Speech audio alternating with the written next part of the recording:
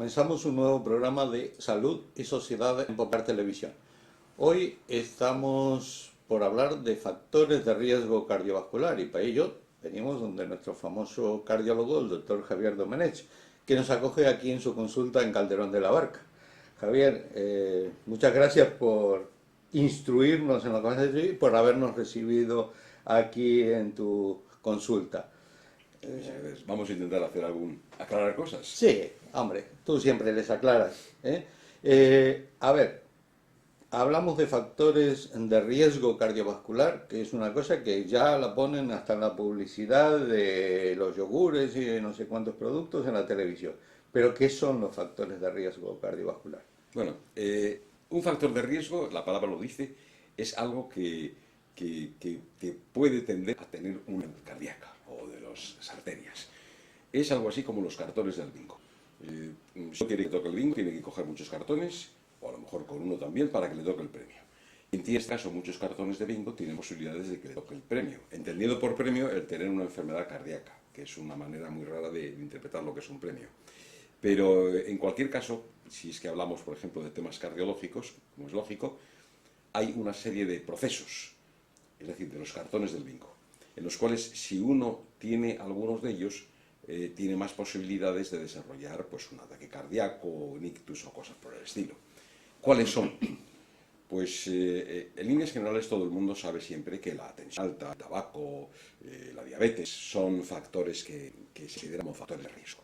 Pero yo creo que hay como dos aspectos. Aquellos que son inevitables, que son consustanciales con nuestra vida, y los que sí son evitables. ¿Cuáles son los no evitables? Pues, por ejemplo, el hacerse viejo. Una persona mayor no puede evitar hacerse mayor. Van pasando el calendario, van pasando los años. Y es verdad que cuanto mayor te haces, más posibilidades tienes de tener una enfermedad cualquiera, en este caso una cardiológica. Otro factor inevitable, pues es tu herencia familiar. Es decir, si en tu familia ha habido muchos casos de enfermedades cardíacas o enfermedades de lo que sea, es más fácil, no digo que sea absolutamente, pero es más fácil que sufras un proceso de ese tipo. Y luego hay otros factores que sí, es decir, aquellos que por una razón u otra nos los hemos añadido nosotros por nuestra manera de vivir, bien sea porque nos movemos poco, bien sea porque comemos lo que no debemos, o eso, bien sea porque añadimos hábitos tóxicos, y entonces ese es el campo de los factores evitables y de los no evitables. Y dentro de ¿cuál es el más importante? ¿La tensión? Probablemente la tensión alta sea quizás el más peligroso y el más evitable, en muchos aspectos se la llama el asesino silencioso, porque en realidad da pocos síntomas y suele ser a veces, en muchas ocasiones, un hallazgo normal en una exploración. La tensión alta, juntamente con el colesterol y la diabetes, seguramente son los tres elementos más peligrosos para que una persona, o más fáciles de que una pueda acabar teniendo un proceso cardiológico importante. Cuando digo cardiológico, y tú sabes, no me estoy refiriendo solamente al corazón como enfermedad como tal, sino a las consecuencias que una enfermedad del corazón puede tener en otros órganos, por ejemplo, un ictus o una enfermedad del riñón o pérdida de vista, hay varias cosas, ¿no? Pero la hipertensión, es decir, la tensión alta, seguramente sea el más común y quizás el más peligroso. ¿La hipertensión qué es en realidad? O sea, porque cuando nos ponen el aparatito y el aparatito da por encima de algunas cifras o es algo dentro de la arteria. Es algo así como la rueda de un coche, como los neumáticos de un coche. Todo el mundo que tiene un coche, y esto ocurrirá seguramente en muchos de los que nos escuchan, saben que uno de los elementos de seguridad más importantes del coche, aparte de los frenos y demás, es que los neumáticos tengan una presión determinada. Si un neumático está muy bajo de presión, se desgasta, el coche agarra mal, etc. Y si un neumático está muy hinchado, pues ocurre tres cuartos de lo mismo. El coche bota demasiado, inseguro, y agarra menos. Aquí ocurre lo mismo. Las arterias tienen, para mantenerse el riego constante en el cuerpo, en cada latido del corazón se genera una presión dentro de las arterias del cuerpo. Cada latido, cada empujón de la sangre, significa que hay una embolada de sangre que sale del corazón y esa embolada se traduce en que se ejerce una presión determinada como si fuera una onda pulsátil a lo largo de todas las arterias. Eso es lo que llamamos la tensión alta. Una cifra, por decirlo de alguna forma, es la presión que la sangre ejerce sobre la pared de la arteria al salir. Claro, entre latido y latido, las arterias no se colapsan del todo. Evidentemente no es una cosa que la arteria se dilata y luego se colapsa, sino que la arteria queda luego un poco no colapsada, más permeable, no tan distendida. ¿Por qué? Para mantener el flujo sanguíneo. Y esa tensión que permanece en la sangre después del latido, que hace que la arteria no se colapse, es lo que llamamos la tensión mínima, la tensión baja. Eso normalmente tiene unos límites fisiológicos, es decir, normales, en los cuales entendemos cuál es el latido aceptable de presión de salida y cuál es el latido normal, la presión que tiene que tener la arteria mantenida todo el rato. Cuando esas cifras se elevan, por la causa que sea, varias de ellas que ahora si quieres hablamos de ellas, tenemos entonces automáticamente lo que llamamos tensión alta o hipertensión, de la máxima, de la mínima o de las dos. ¿Y por qué es un factor de riesgo tener la tensión alta? Es decir, si yo tengo unas buenas arterias, pues soportarán la tensión más alta o más baja. Teóricamente sí, pero a la larga lo que ocurre es que el hecho de que estar constantemente manteniendo una resistencia, en realidad es la tensión esa, a ese esfuerzo del corazón genera dos problemas. En primer lugar, el corazón se tiene que esforzar para vencer esa resistencia, y eso significa un daño, un cansancio, una sobrecarga a la labor normal del corazón. Pero es que a su vez el simple hecho de tener la tensión, de estar más resistentes, de estar sometidas a esa tensión constante, a ese aumento de la presión, genera que se van dañando las arterias del corazón. Entonces las arterias poco a poco se van, con la edad se van haciendo más rígidas, pero como consecuencia de esos envites un poco más altos, van perdiendo elasticidad, se van haciendo a su vez más rígidas, y en consecuencia lo que al principio era un mecanismo, digamos, de respuesta normal, es decir, de extenderse cuando viene el latido, se va convirtiendo en menor capacidad de elasticidad, de abrirse, en transformarse en más rígidas y en desarrollar poco a poco lo que se llama una esclerosis, una rigidez de la arteria.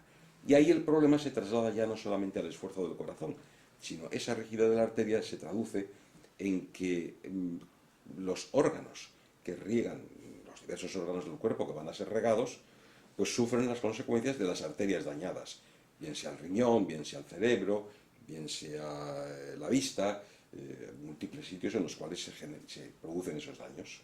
O sea que esos órganos, el hecho de que les llegue la sangre con más o menos tensión los va a afectar de alguna manera. Es la repercusión que va a tener. Normalmente la tensión al principio es un asunto exclusivamente de cifras. El enfermo normalmente al principio lo que aqueja como consecuencia de ese aumento de presión pues es a lo mejor dolor de cabeza, un dolor sobre todo en la parte de la nuca. No más, no más. Al poco tiempo ya a lo mejor empiezan a notarse alguna manifestación cardíaca, en el sentido de traducirse el esfuerzo del corazón en que el enfermo se cansa, o que tiene palpitaciones, o incluso a veces mareos, añadidos a los dolores de cabeza. Y luego, conforme avanza, si no se trata ese proceso, pues empiezan las manifestaciones ya de los órganos a distancia. Es decir, el enfermo puede empezar a padecer problemas de riñón, funcionarle menos los riñones, y en los casos más dramáticos y más avanzados, incluso en los problemas de riego cerebral, con el desarrollo a lo mejor de un ictus, de una parálisis cerebral, de un derrame, etc. ¿Y cómo diagnosticamos esa hipertensión? Es decir, ¿solo con el aparatito o hay que hacer alguna otra prueba? En el 99% de los casos, el simple y sencillo aparato de medir la tensión arterial, el tensiómetro, el esfigmomanómetro, como también se llama, es un utensilio más que suficiente para el diagnóstico de la tensión arterial. Lo que ocurre es que muchas veces es bueno el determinar juntamente con el simple hecho de tomar la tensión arterial en un brazo, etcétera, o también comprobar si hay daños en órganos a distancia. Y entonces a veces se hace también pues, algún análisis, por ejemplo, del funcionamiento del riñón, se hace un electrocardiograma por ver si hay sobrecarga del corazón, se mira el fondo de ojo, es decir, una cosa absolutamente inocua, en la cual se mira simplemente, el fondo del ojo es el único sitio del cuerpo en el que se ven las arterias. Yo te tomo el pulso y te estoy tocando la arteria, o aquí en el pulso, o en el cuello, o en la femoral, donde sea, pero no veo cómo son tus arterias. Sin embargo, con un aparato tan sencillo como este, que se llama oftalmoscopio, lo que permite, tiene una lucecita, y entonces lo que permite, colocado sobre el ojo y mirado, es ver el fondo del ojo donde hay arterias. Y entonces no es que las toque, es que mira cómo están las arterias. Y ahí se ven los estrechamientos, los daños que pueden producir la tensión alta en algunos enfermos de hipertensión ya un poco avanzada, las consecuencias que hay a nivel incluso de las arterias pequeñas. Es absolutamente inocuo y simplemente es una luz colocada sobre el ojo y mirar cómo es el fondo del ojo. O sea que con eso está estudiado. ¿Y qué cifras tengo que tener? Hombre, ahí hay variedad de criterios. Hay una uniformidad en decir que las cifras ideales es no tener más de 13 o 130, según lo digamos, en milímetros o en centímetros, de máxima, y alrededor de 7, 7,5 de mínima, incluso 8. Lo que sí está claro, más que cuál es la cifra adecuada, es cuál es la cifra anormal. Nadie debe tener 9 de mínima y nadie debe tener más allá de 14 de máxima, con independencia de las edades. Es verdad que en un momento determinado nos ponemos nerviosos, nos acaloramos, hacemos ejercicio, no sé, hay circunstancias muy concretas en las cuales uno puede tener, y además es normal, un aumento de la tensión. Es decir, una persona que hace un ejercicio fuerte, después de hacer deporte o algo así, la tensión le sube como consecuencia del ejercicio. Pero es una tensión transitoria, un aumento de la tensión transitoria. En poco tiempo va a normalizar las cifras. Ahora, el problema de la hipertensión es cuando esa presión constante se mantiene y significa daño constante sobre las arterias. Por la mañana, por la tarde y por la noche, incluso cuando están durmiendo. Entonces, ahí ese daño, al ser constante, es el que va a provocar daños en las arterias.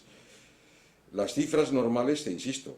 O sea que no es con una toma sola, es decir, viene una persona y llega a la consulta y tiene 14,9, con esa cifra sola de ese día no es suficiente. No suele valer, por una razón, porque existe también un componente de nerviosismo. Si viene con 20, sí. Sí, vamos, hay unos límites, es decir, aquella persona que aparece con 22 en la consulta de máxima y 12 de mínima, hombre, ese no está nervioso, ese tiene tensión alta, aparte de que esté nervioso. Lo que ocurre es que muchas personas acuden a las consultas con miedo, con lógico miedo, y se ponen muy nerviosos. Ir a un médico es lo que se llama la bata blanca, ¿no? Se ponen nerviosos del médico, de que les toquen, de que les midan, de que les vayan a sacar sangre o de lo que les vayan a decir. Entonces, ¿qué ocurre? Que el enfermo, por nerviosismo, siempre desarrolla un poquitín de tensión, la mayoría de los enfermos, en las consultas. Y entonces te puedes encontrar con que un enfermo, por otra parte, que no tenía ningún síntoma, o que sí, pues esté en la tensión, a lo mejor con 15, 9 en la consulta. Yo siempre digo que hago rebajas. Es decir, cuando estoy examinando al enfermo y le tomo la tensión, normalmente me hago una rebaja mental, incluso si le tengo que decir la cifra, también se lo digo al enfermo, digo, no se preocupe que le voy a hacer rebaja ahora. ¿Por qué? Porque sé que esa no es la cifra normal. Pero incluso si sospechase que podría ser normal y que el enfermo esté absolutamente tranquilo y aún así tiene cifras altas, preferiría tomárselo con una segunda lectura al cabo de un tiempo o al cabo de otra visita. Bien es verdad que aconsejándole ya de entrada ciertas cosas, como por ejemplo, bueno, vamos a ver, reduzca usted la toma de café, reduzca usted el consumo de tabaco, reduzca usted la toma de sal, si es una persona con sobrepeso, procure perder un poco de peso y dentro de un par de meses vamos a ver otra vez las cosas como están. Digo en el límite de las personas que tienen tensiones dudosas, no en aquellos que las tienen claramente elevadas en el principio. O sea que a esas personas, primero, para tomarle la atención, hay muchos que llegan corriendo, No, porque hoy día corremos por todo. Mira que llegamos tarde y no sé qué, y venimos corriendo más de una vez te llegarán sobre la hora o unos minutos pasado la hora que lo has citado, y vienen corriendo y suben de pronto por la escalera para no sí, esperar sí, sí. el ascensor. O al contrario, están ¿Eh? hartos de esperar en la sala de espera y están ya también inquietos. Claro, están nerviosos. Esa tensión no vale. No, no es válida. Vamos a ver, es relativamente válida. Si nos encontramos con una persona que aparece como te he dicho antes, pues con 19, 12, pues por muy nervioso que esté, eso huele claramente a que es anormal. Pero cuando te encuentras con una persona, por otra parte, pues digamos, sin nada aparente daño ni clínica y sospechosa, que está con una tensión un poquitín alta y hace unos momentos ha hecho lo que tú señalas, de que acaba de hacer ejercicio, que anda con prisa, que anda preocupado, que estaba nervioso en la sala. Bueno, esa hay que tomarla con una cierta precaución y decir, bueno, tenemos ya una cifra de lectura, vamos a esperar la segunda. Muchas veces simplemente conversar con el enfermo un rato, tranquilizar, hablar de cosas que no sean de medicina, sirve para que el enfermo se tranquilice y acepte una segunda lectura con cifras más normales. Es lo habitual, o más bajas, es lo habitual. Pero aún así a veces hay momentos de duda en la cual conviene decir, bueno, vamos a esperar un poquitín antes de iniciar un tratamiento. Otra cosa, las condiciones en las cuales se toma la tensión. Hay mucha gente que dice, ¿qué brazo, el derecho o el izquierdo? A mí me es igual, Da lo mismo. a mí O me es sea, igual. da lo mismo una u Exactamente. otra. Yo generalmente lo que aconsejo es que se tome siempre en el mismo. Exacto, Es exacto. decir, eso sí. Sí. Tiene que estar el brazo más arriba, más abajo, en el aire, apoyado. La toma de tensión implica que el enfermo esté tranquilo y cómodo. Es decir, no debe estar tenso, no debe estar con el brazo agarrotado porque eso ya implica una situación de descarga de adrenalina, por decirlo de alguna forma, y de nerviosismo. El brazo, lo aconsejable es que esté a la altura del corazón, donde se va a tomar la tensión, no el brazo, el O antebrazo. sea, aquí apoyado sobre la mesa. Exactamente, sobre la mesa, sobre una butaca, pero que aproximadamente lo que es el sitio donde se va a colocar el manguito venga a lo que todo el mundo sabe por dónde anda el corazón. Dos dedos arriba o abajo es igual. Si el enfermo está sentado, pues sentado. Si el enfermo está tumbado, pues tumbado. La inmensa mayoría de la gente se toma la tensión sentado. O se la tomamos sentados, a veces en la camilla es tumbado, pero las cifras no van a variar gran cosa. Lo que sí es importante es, como has señalado, es indiferente que sea el brazo izquierdo o el derecho, pero que siempre sea el mismo. Y la postura, es decir, el que no se flexione, el que no se fuerce el brazo y demás. Que el manguito de tensión, esto es lo que llamamos el manguito, que es la cosa que se hincha y se deshincha a tomar la tensión, tenga unas medidas adecuadas, porque a veces un manguito pequeño para niños no sirve para un adulto, o hay algunos que se hinchen lo adecuadamente, que el aparato esté bien equilibrado, que las pilas estén en condiciones, todo eso es obvio que forma parte de una adecuada toma de tensión. Y luego también habría otra cosa importante, y es que saber que la tensión puede oscilar, y de hecho oscila, de formas diferentes a lo largo del día. No vale tomarse la tensión a la misma hora todos los días, porque puede estar en ese momento normal y sin embargo tener elevaciones que uno piensa que no ocurren. Por ejemplo, por la noche todo el mundo piensa que la tensión, y así es, que la tensión suele bajar. Y suele ocurrir en la inmensa mayoría de las personas. Pero hay hipertensos que precisamente por la noche, y especialmente de madrugada, tienen una elevación anormal de la tensión. Claro, a las 5 o a las 6 de la mañana no es una hora habitual de tomarse la tensión, ni de ir al médico. Entonces eso se tiene que detectar mediante otro sistema. Eso que quede claro, que no es hora de ir al médico, ¿no? Que no es hora de ir al médico. Bueno, ni por ellos ni por los médicos, ¿verdad? Pero, ¿cómo podemos detectar si una persona tiene elevaciones tensionales inadvertidas, incluso pues que pueden coincidir con lo que ellos dicen, no, es que tengo una pesadilla, o un despertar extraño, coincidiría con un sueño, me encontré mal. Bueno, a lo mejor en ese momento tenía una elevación de tensión. Eso hay un sistema hoy día que se llama el holter de tensión, que es ni más ni menos que llevar el aparato de tensión colocado, no el aparato, el manguito de tensión colocado, con una pila, un mecanismo en el cual él solo se hincha y se deshincha cada hora, cada 3 horas, cada media hora, como se programe. De tal forma que el enfermo durante el sueño se le puede tomar la tensión varias veces.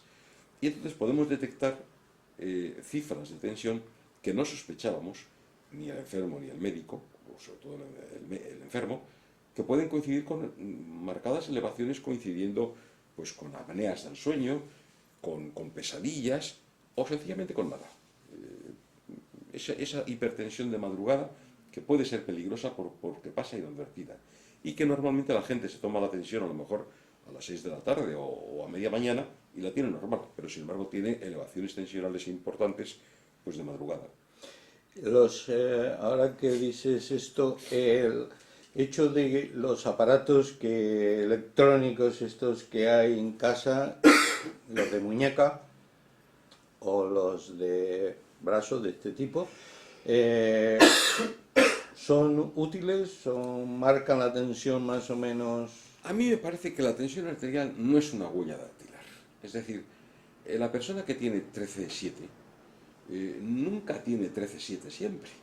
A lo largo del día esa tensión sube y baja, tiene oscilaciones según la actividad que uno haga. Por lo tanto, la tensión varía. Y varía en la persona que tiene tensión normal como el que tiene la tensión alta.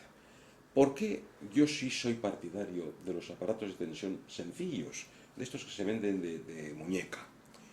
Pues porque ayudan mucho a que el propio enfermo se autocontrole, coja la disciplina de vigilarse, sin la complejidad de un aparato más caro, por un lado, y por otra parte porque es muy simple, o sea, es colocar eso y darle un botón y él solo se hincha y el enfermo tiene una cifra exacta.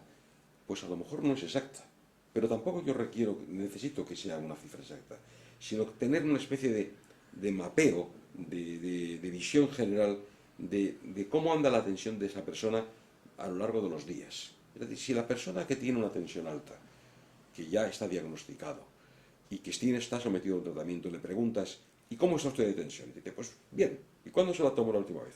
Pues en la farmacia hace 15 días. Bueno, puede ser que esté bien, pero muchas veces yo les animo a que sobre todo los hipertensos un poco más importantes, que se compren el aparato y que en su casa se la vigilen de vez en cuando, sin obsesionarse. No hay que tomarse la tensión cada hora, ni cada día, ni mucho menos. Pero sí de vez en cuando, en momentos insospechados, o sea, a salto de mata, porque eso te da un poco la idea de cómo las pequeñas oscilaciones que puede tener la tensión a lo largo del día y ayuda a la disciplina del enfermo de vigilarse, de darse cuenta realmente si ha tenido un exceso en la comida o se le pasó la pastilla, el efecto de la pastilla, etc. Yo una de las cosas que te suelen preguntar en la consulta es ese aparato que tienen en casa. Bueno, si yo lo uso muy poco y lo que no vigilan es el estado de las pilas. Claro. Dice, como no lo he usado habitualmente, de pronto llevo 3 meses sin usarlo. Me lo ha regalado mi hijo hace las navidades pasadas. Lo he utilizado una vez o dos, y que fue cuando se lo regalaron, y después Sí. no le han vuelto a revisar las pilas. Es decir, pero sí funciona, dice, pero funciona. Es conveniente vigilar las pilas y que las pilas estén en condiciones, Es muy supongo. importante. Eso ocurre como cualquier artilugio en el cual funciona a base de pilas.